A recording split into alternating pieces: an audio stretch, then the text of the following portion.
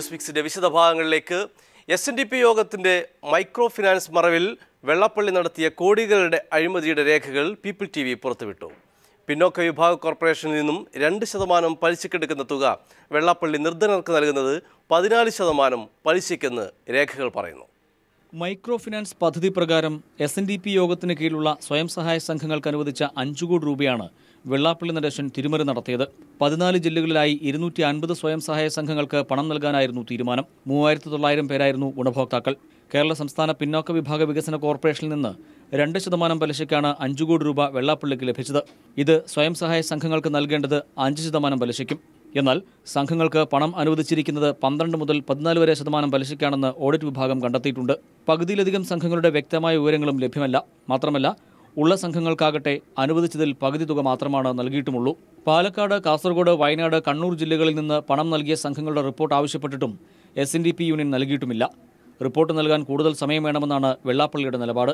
വിവിധ ജില്ലകളിൽ പിന്നാക്ക വികസന കോർപ്പറേഷൻ നടത്തിയ അന്വേഷണത്തിൽ പല സംഘങ്ങളും വ്യാജമാണെന്നും വ്യക്തമായിട്ടുണ്ട്. വായ്പ എടുത്തുവെന്ന് SNDP യൂണിയനിൽ രേഖകളുള്ള പല സംഘങ്ങളും ഇക്കാര്യം അറിയുന്നത് തന്നെ കോർപ്പറേഷൻ ഉദ്യോഗസ്ഥർ അന്വേഷണത്തിനായി എത്തിയപ്പോഴാണ് എന്നതും ശ്രദ്ധേയം. സാധാരണക്കാരായ യോഗം അംഗങ്ങളുടെ പേരിൽ വെള്ളാപ്പള്ളി കോടികൾ തിരിമറി നടത്തി എന്നാണ് കണക്കുകൾ വ്യക്തമാക്കുന്നത്. 2003 മുതൽ 2009 വരെ 10 കോടി രൂപ കോർപ്പറേഷൻ നൽകിയതിലും ക്രമക്കേട് നടത്തിയതായാണ് സൂചന. KG ദിനകർ, തിരുവനന്തപുരം.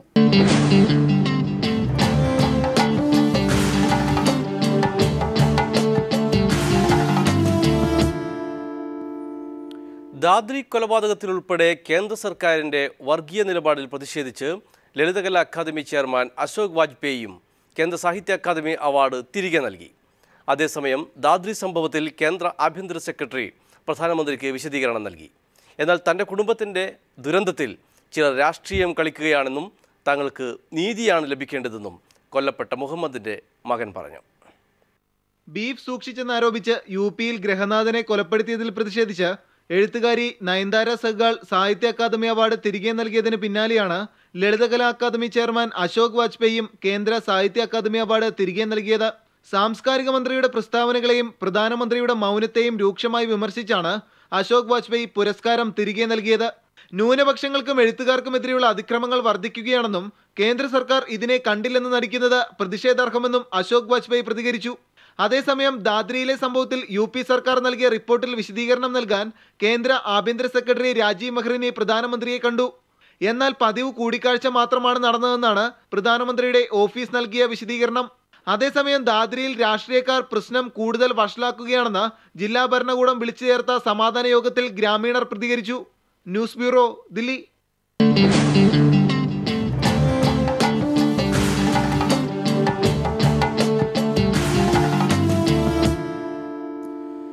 ബിൻ ലാദനെ വധിച്ച US സൈനികന് IS-ന്റെ ഭീഷണി.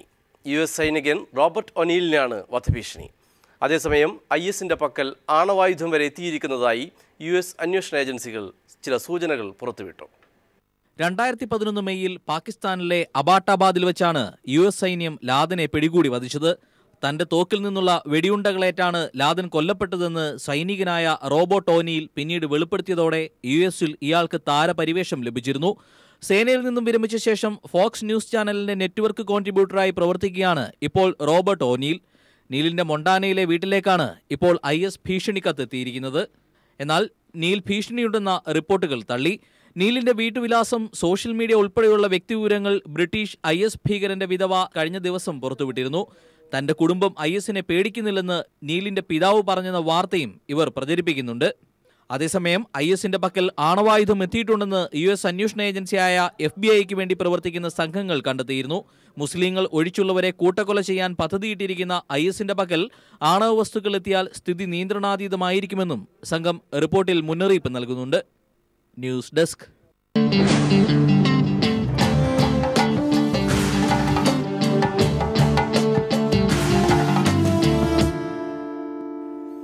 ഒരു കാലത്ത് വയനാടിൻ്റെ സമൃദ്ധിയുടെ അടയാളങ്ങളായിരുന്നു ആകാശത്തേക്ക് വളർന്ന കവുങ്ങുകൾ. എന്നാൽ കവുങ്ങ് കൃഷി ഇവിടെ ഇപ്പോൾ കടുത്ത പ്രതിസന്ധിയിലേക്ക് കൂമ്പടയുകയാണ്. കർഷകരുടെ സ്വപ്നങ്ങൾക്കും മഞ്ഞളിപ്പ് ബാധിക്കുന്നു. ദ്രുതവാട്ടവും മറ്റു രോഗങ്ങളും കാരണം ഏറെക്കുറെ നശിച്ചുപോയ കുരുമുളക് കൃഷിയുടെ അവസ്ഥയാണിപ്പോൾ കമുക് കൃഷിക്കും. വൈറൽ യെല്ലോയിങ് എന്ന മഞ്ഞളിപ്പ് രോഗം കൃഷിയിടങ്ങളിലെല്ലാം വ്യാപിച്ചു കഴിഞ്ഞു. ജില്ലയിൽ ആകെയുള്ള 12,730 ഹെക്ടർ കമുക് തോട്ടങ്ങളിൽ 80%ത്തെയും രോഗങ്ങൾ ബാധിച്ചതായാണ് കൃഷിവകുപ്പിന്റെ കണക്കുകൾ.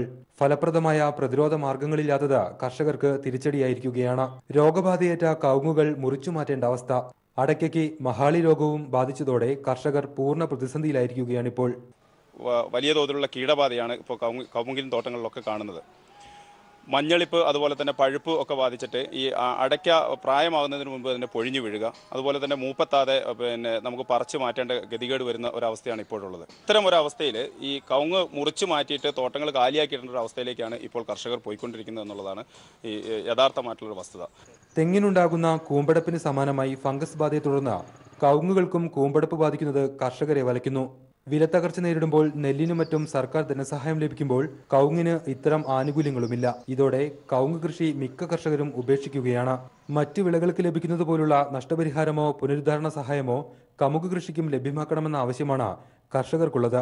News bureau, Wayanad. മധുരക്കിഴങ്ങ് കൃഷിയും നല്ല മധുരമുള്ള കൃഷിയാണെന്ന് കാർഷിക രംഗത്തുള്ളവർ പറയുന്നു. നല്ല ആരോഗ്യവും ആദായവും കിട്ടുന്ന ഈ കൃഷിയെക്കുറിച്ച് അറിവില്ലാത്തവരുണ്ടെങ്കിൽ ഈ വാർത്ത കാണുക. മരച്ചീനി കഴിഞ്ഞാൽ പ്രധാന കിഴങ്ങുവിളയാണ് മധുരക്കിഴങ്ങ്. കരോട്ടിന്റെ അളവ് മധുരക്കിഴങ്ങിൽ വളരെ കൂടുതലാണ്. ചുരുങ്ങിയ കാലം കൊണ്ട് നല്ല ആദായം എന്നതാണ് മധുരക്കിഴങ്ങ് കൃഷിയുടെ നിർവചനമെന്ന് കാർഷിക രംഗത്തുള്ളവർ പറയുന്നു. തിരുവനന്തപുരം ശ്രീകാര്യത്തുള്ള കേന്ദ്ര കിഴങ്ങുവിള ഗവേഷണ കേന്ദ്രം പുറത്തിറക്കിയ ശ്രീ അരുൺ, ശ്രീ വരുൺ, ശ്രീ ഭദ്ര, ശ്രീ കനക, ശ്രീരത്ന തുടങ്ങിയ മധുരക്കിഴങ്ങിന്റെ പ്രത്യുൽപാദന ശേഷി ഇനങ്ങൾ പ്രശസ്തങ്ങളാണ്.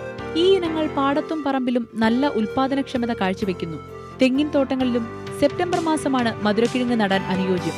തടത്തിനു പുറത്തായി വാരങ്ങളെടുത്താണ് മണ്ണൊരുക്കുന്നത്.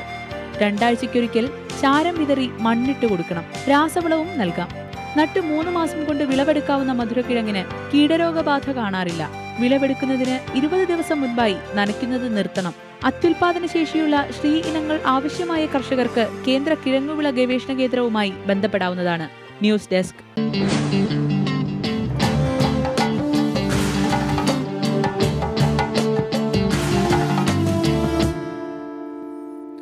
ന്യൂസ് പിക്സ് തുടരുന്നു. ടാറ്റ മോട്ടോഴ്സുമായി സഹകരിച്ച് ഇന്ത്യയിലെ കാർ വിപണിയിലേക്ക് മടങ്ങി വരുന്നുവെന്ന് പറഞ്ഞിരുന്ന പ്യൂഷോ സിട്രോൺ കാറുകൾ തൽക്കാലം പെട്ടെന്ന് വരുന്നില്ലെന്ന് കമ്പനി അധികൃതർ പറയുന്നു. ഇന്ത്യയിലെ കാർ മോഹികളുടെ പ്യൂഷോ പ്രേമം യാഥാർത്ഥ്യമാകാൻ ഇനി എത്ര നാൾ കാത്തിരിക്കേണ്ടി വരുമെന്ന് നിശ്ചയമില്ല. PSA പ്യൂഷോ സിൻട്രോൺ കാറുകൾ ടാറ്റ മോട്ടോഴ്സ് ഇന്ത്യയിൽ നിർമ്മിച്ചു വിൽക്കുമെന്നായിരുന്നു വാഹന വിപണിയിൽ അടുത്തിടെ കേട്ട വാർത്ത. ടാറ്റയും പ്യൂഷോയും എഞ്ചിൻ സാങ്കേതിക വിദ്യയും പ്ലാറ്റ്ഫോമും ഒക്കെ പങ്കിടുകയായിരുന്നു പദ്ധതി. പക്ഷേ പ്യൂഷോയുടെ ഇന്ത്യയിലേക്കുള്ള മടക്കത്തിന് കൃത്യമായ തീയതികളൊന്നും പ്രഖ്യാപിക്കപ്പെട്ടിട്ടില്ല. എന്നാൽ ഇപ്പോൾ ഇന്ത്യയിലേക്ക് മടങ്ങുന്നത് സംബന്ധിച്ച തീരുമാനമൊന്നുമായിട്ടില്ലെന്നാണ് പ്യൂഷോ വക്താവ് അറിയിച്ചിരിക്കുന്നത്. 2014 പ്യൂഷോ മേഖലാടിസ്ഥാനത്തിൽ പുനഃസംഘടിപ്പിച്ചിരുന്നു. പുതുതായി തുടങ്ങിയ മേഖലകളിൽ ഇന്ത്യ പസഫിക് മേഖലയിലേക്ക് പ്യൂഷോ പ്രത്യേക ശ്രദ്ധ നൽകിയിരുന്നു. 2 ദശകക്കാലം മുൻപാണ് പ്യൂഷോ ഇന്ത്യൻ വിപണിയോട് വിട പറഞ്ഞത്. തുടർന്ന് 2011 ഇന്ത്യയിൽ തിരിച്ചെത്താൻ കമ്പനി ശ്രമിച്ചിരുന്നുവെങ്കിലും യൂറോപ്പിലെ സാമ്പത്തിക മാന്ദ്യം തടസ്സമായി. പശ്ചിമേന്ത്യയിൽ 65 കോടി യൂറോ ചെലവിൽ പ്രതിവർഷം 1,70,00,000 കാർ ഉൽപ്പാദിപ്പിക്കാൻ ശേഷിയുള്ള പുതിയ ശാല സ്ഥാപിക്കുമെന്നായിരുന്നു പ്യൂഷോയുടെ പ്രഖ്യാപനം. പ്യൂഷോ ടാറ്റയുടെ ക്ഷണം സ്വീകരിച്ചു കഴിഞ്ഞെങ്കിലും ഇപ്പോൾ പെട്ടെന്ന് ഇന്ത്യയിലേക്കില്ലെന്നാണ് കമ്പനി പറയുന്നത്. News desk.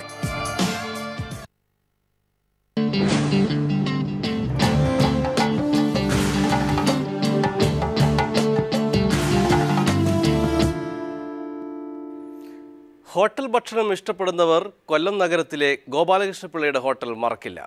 പഞ്ചായത്ത് തിരഞ്ഞെടുപ്പ് അടുത്തെത്തിയതോടെ ഹോട്ടൽ ഇഷ്ടപ്പെടാൻ വേറെയും ഒരു കാരണമുണ്ട്.